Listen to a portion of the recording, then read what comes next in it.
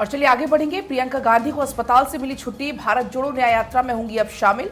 राहुल गांधी के साथ भारत जोड़ो न्याय यात्रा में शामिल होंगी। 24 फरवरी को मुरादाबाद में शामिल होंगी। दरअसल डिहाइड्रेशन और पेट में इन्फेक्शन की शिकायत के बाद हॉस्पिटलाइज्ड हुई थी, अस्पताल में भर्ती कराई गई थी और इसी की वजह से भारत जोड़ो न्याय यात्रा में शामिल नहीं हुई थी तबीयत का हवाला देते हुए, लेकिन अब अस्पताल से छुट्टी मिल गई है और अब मुरादाबाद में प्रियंका गांधी 24 फरवरी को राहुल गांधी के साथ भारत जोड़ो न्याय यात्रा में शामिल होगी। तो ये बड़ी जानकारी है। दरअसल 16 फरवरी को जब उत्तर प्रदेश के चंदौली में भारत जोड़ो न्याय यात्रा प्रवेश की तब प्रियंका गांधी शामिल नहीं हो पाई थी, लेकिन अब 24 फरवरी को शामिल होगी। संयुक्त किसान मोर्चा ने केंद्र सरकार का प्रस्ताव खारिज किया। कहा सरकार की बातचीत में पारदर्शिता नहीं है, मांगों को भटकाने वाला प्रस्ताव है। सरकार ने दिया था 5 फसली एमएसपी पर खरीदने की गारंटी का प्रस्ताव। फ्रंट पेज पर बात करें, हिंदुस्तान की हेडलाइन है किसान नेताओं ने सरकार का प्रस्ताव ठुकराया। संयुक्त किसान मोर्चा ने केंद्र के 5 फसलों का एमएसपी पर 5 साल तक खरीद संबंधित प्रस्ताव को सिरे से खारिज कर दिया और एसकेएम पंजाब हरियाणा बॉर्डर पर प्रदर्शनकारी किसान संगठनों के आंदोलन में शामिल नहीं और न ही केंद्र सरकार और किसान संगठनों के बीच चल रही वार्ता का हिस्सा भी है। हालांकि एसकेएम इसका बाहर से समर्थन कर रहा है। तो ये लगातार आपको फिलहाल हम जानकारी दे रहे हैं कि किस अखबार में क्या खबर इस वक्त छपी हुई है इस किसान आंदोलन पार्ट 2 को लेकर, और हम लगातार देख रहे हैं कि किसान अपनी मांगों को लेकर अड़े हुए हैं। और इसी बीच एक बड़ी खबर है, मल्लिकार्जुन खड़गे का विवादित स्टेटमेंट सामने आया। साधु संतों की राजनीति में आने पर सवाल उठाए गए हैं। साधु संत राजनीति में आएंगे तो मठ कौन संभालेगा, ये कहा गया मल्लिकार्जुन खड़गे की तरफ से। सुनते हैं।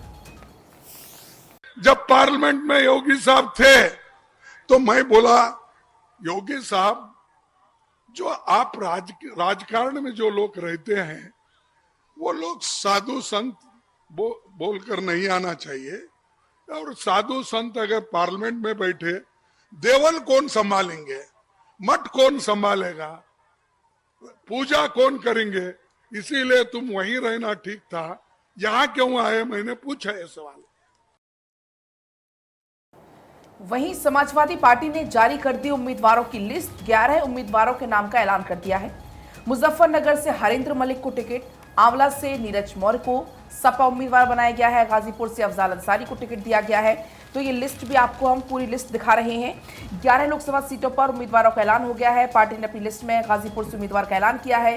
सपा ने गाजीपुर से बसपा सांसद अफजाल अंसारी को उम्मीदवार बनाया है। इसके अलावा मुजफ्फरनगर से हरेंद्र मलिक, आंवला से नीरज मौर्य, शाहजहांपुर से राजेश कश्यप, हरदोई से उषा वर्मा, मिश्रिक से रामपाल राजवंशी, प्रतापगढ़ से एसपी सिंह पटेल, बहराइच से रमेश गौतम, गोंडा से श्रेय वर्मा और इसके अलावा चंदौली से वीरेंद्र सिंह को कैंडिडेट घोषित किया है। सपा इसके पहले हालांकि आपको बता दें कि 16 सीटों पर उम्मीदवारों का ऐलान कर चुकी है। सपा की मौजूदा जो सूची है उसके बाद एक और जहां पर ये चर्चा भी शुरू हो गई कि अब गाजीपुर से बसपा किसको उम्मीदवार बनाएगी, तो वहीं कांग्रेस के लिए स्थिति भी काफी चिंताजनक हो गई है। और ये जो लिस्ट है, पूरे 11 उम्मीदवारों की लिस्ट भारत 24 एक्सक्लूसिवली आपको दिखा रहा है, आप देख सकते हैं। आपको बता दें, सपा ने ये लिस्ट ऐसे वक्त में जारी की है जब सपा प्रमुख अखिलेश यादव ने राहुल गांधी की अगुवाई वाली भारत जोड़ो न्याय यात्रा में शामिल होने पर सवाल कर कहा था कि पहले सीट शेयरिंग फाइनल हो, पहले सीट बंटवारे पर बातचीत हो और उसके बाद में भारत जोड़ो न्याय यात्रा में शामिल होऊंगा। और देखिए अब बात कर लेते हैं महुआ मोइत्रा की, क्योंकि महुआ मोइत्रा को उन्होंने ईडी को चिट्ठी लिखी है। ईडी से 3 हफ्ते का वक्त महुआ के द्वारा मांगा गया है। महुआ ने इन्फोर्समेंट डायरेक्टरेट से 3 हफ्ते का समय मांगा है। कैश और क्वेरी का ये पूरा मामला है और उनसे पूछताछ की जानी थी और ईडी लगातार उनको तलब कर रही थी। फिलहाल उनके द्वारा 3 हफ्ते का समय मांगा गया है और उसके बाद उन्होंने कहा है कि वो सभी सवालों के जवाब देंगी आगे जाके। खबरों में आगे बढ़ते महाराष्ट्र से खबर। महाराष्ट्र में एनडीए फोल्डर से जुड़ सकता है एक और साथी।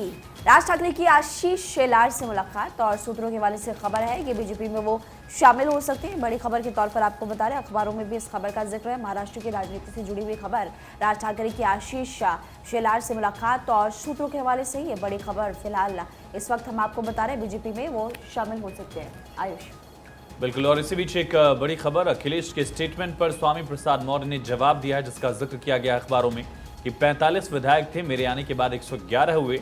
समाजवादी पार्टी को मुझसे लाभ मिलता था। स्वामी प्रसाद ने ये इस वजह से किया क्योंकि अखिलेश यादव ने कहा था कि कुछ लोग आते हैं, लाभ लेते हैं और चले जाते हैं। सुनिए क्या कहा उनकी कही बात उनको मुबारक। ये सब जानते हैं कि वो सरकार में नहीं है, न उनकी सरकार केंद्र में है न प्रदेश में है। कुछ देने की हैसियत में भी नहीं है। और वो जो भी दिए हैं ससम्मान में वापस भी कर दूंगा, क्योंकि मेरे लिए पद माने नहीं रखता, मेरे लिए विचार माने रखता है। दलितों, आदिवासियों, पिछड़ों और देश की महिलाओं, गरीबों, मजलूमों, मजदूरों, किसानों का हित मेरी सर्वोच्च प्राथमिकता है। उस पर जब भी कुठाराघात होगा मैं पलटवार जरूर करूंगा, करता भी रहा हूं, आगे भी करता रहूंगा। इसलिए अखिलेश जी की कही हुई बात उनको मुबारक। अध्यक्ष जी, स्वामी प्रसाद मौर्य के हवाले से खबर वायरल हो रही है, वो पार्टी बनाने जा रहे हैं। देखिए उसमें हम लोग गलती नहीं है, खबर हम लोग नहीं, ये खबर पूछना भी जरूरी है, लेकिन इसके साथ साथ जो खबरें आप सुन रहे हैं, हम भी सुन रहे हैं, किसी के मन में क्या है ये कौन सी मशीन बताएगी। और लाभ लेके तो सब चले जाते हैं, लाभ लेके तो सब चले जाते हैं। देखिए, उत्तर प्रदेश की राजनीति में बयानबाजी का दौर है वो बहुत ज्यादा तेज हो चुका है। इसी बीच एक और बड़ी खबर है, स्वामी प्रसाद ने नई पार्टी का ऐलान कर दिया है। स्वामी प्रसाद मौर्य ने इतिहास दोहरा दिया है। आरएसएसपी पार्टी का झंडा लॉन्च किया। अखिलेश बोले हर कोई लाभ लेने आते हैं, मौके पर कोई नहीं टिकता। भी आपको हमने सुना है भी अखिलेश यादव को ये कहते हुए कि लोग आते हैं, लाभ लेते हैं, फायदा लेते हैं और निकल जाते हैं। तो यहाँ पर एक बार फिर से अखिलेश यादव बोलते हुए नजर आए कि हर कोई लाभ लेने के लिए आता है, मौके पर कोई नहीं टिकता। आगे बढ़ते हुए बात कर लेते हैं एनसीपी की, क्योंकि शरद पवार की याचिका पर सुप्रीम कोर्ट में सुनवाई हुई है। और आपको बता दें कि एनसीपी चुनाव चिन्ह के मामले में अजित पवार को नोटिस और 3 हफ्ते के बाद में मामले में सुनवाई होगी। आयुष, बिल्कुल, शरद पवार की याचिका पर सुप्रीम कोर्ट ने सुनवाई की और उसका जिक्र जो अखबार इस वक्त मेरे हाथ में है द हिंदू, उसमें भी है कि Supreme Court allows Sharad faction to continue use of new name. दरअसल अजित पवार को नाम और निशान अलॉट हो गया था। इसके बाद शरद पवार ने नई पार्टी का एक तरह से ऐलान किया, नया नाम का ऐलान किया और कोर्ट ने शरद गुट को पार्टी सिंबल के लिए अलाउ कर दिया है कि अप्लाई कर सकते हैं। और साथ ही इलेक्शन कमीशन को भी कहा है कि 1 हफ्ते के अंदर इस पर फैसला लें। उम्मीद है कि जल्द इससे एनसीपी शरद गुट को समाधान मिलेगा। बढ़ते हैं, संदेश खाली मामले पर सुनवाई करने से सुप्रीम कोर्ट का इनकार। वकील को कोलकाता हाईकोर्ट जाने की इजाजत दी है। याचिकाकर्ता ने की थी सीबीआई एसआईटी से जांच कराने की मांग। हिंदुस्तान अखबार में फ्रंट पेज पर ही खबर है। संदेश खाली मामले में सुप्रीम कोर्ट ने याचिका खारिज की। सुप्रीम कोर्ट ने सोमवार को इस संदेश खाली मामले में जांच कोर्ट की निगरानी में सीबीआई एसआईटी से कराने की मांग वाली जनहित याचिका पर सुनवाई से इनकार कर दिया। न्यायमूर्ति बीवी नागरत्ना ऑक्स्टिन जॉर्ज मसीह की पीठ ने कहा कि कलकत्ता हाईकोर्ट ने मामले को समझकर संज्ञान ले लिया है। पीठ ने याचिकाकर्ता को हाईकोर्ट जाने की छूट देते हुए कहा कि दोहरे मंच नहीं होने चाहिए। वहीं संदेश खाली पीड़ितों से मिल सकते हैं पीएम मोदी, ये बहुत बड़ी खबर। 7 मार्च को नॉर्थ 24 परगना जा सकते हैं पीएम। आज जाने की इजाजत मिली है शुभेंदु अधिकारी को। हाईकोर्ट कलकत्ता ने उनको परमिशन दी, लेकिन ये बहुत बड़ा डेवलपमेंट होगा। प्रधानमंत्री नरेंद्र मोदी मिलते हैं पीड़िताओं से। वहीं देखिए, संदेश खाली में पीड़ितों से मिली एनसीडब्ल्यू की टीम। आपको बता दें, पीड़ितों ने एनसीडब्ल्यू की मौजूदगी में दर्ज कराई स्पॉट एफआईआर। तो लगातार पीड़ितों से मुलाकात का ये जो कार्यक्रम है वो चल रहा है। लोग मुलाकात करने जा रहे हैं पीड़ितों से। एनसीडब्ल्यू की मौजूदगी में एफआईआर भी दर्ज इस दौरान कराई गई है।